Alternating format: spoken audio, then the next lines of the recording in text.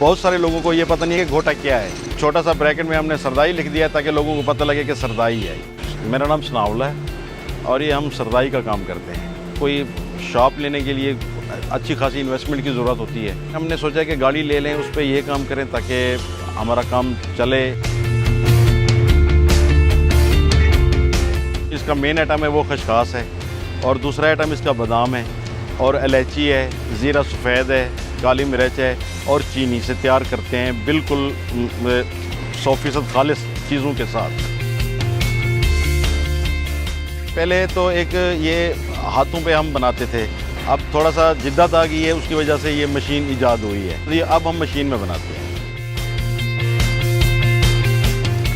जहाँ जहाँ भी गया हूँ, जिन लोगों को पता था इस चीज़ का, उन्होंने तो बहुत रिस्पांस दिया है और इस चीज़ की बहुत तारीफ़ की है कि आपने बहुत अच्छा बनाया है। हमने पहले भी पिया हुआ है लेकिन उससे भी ज़्यादा अच्छा बनाया है।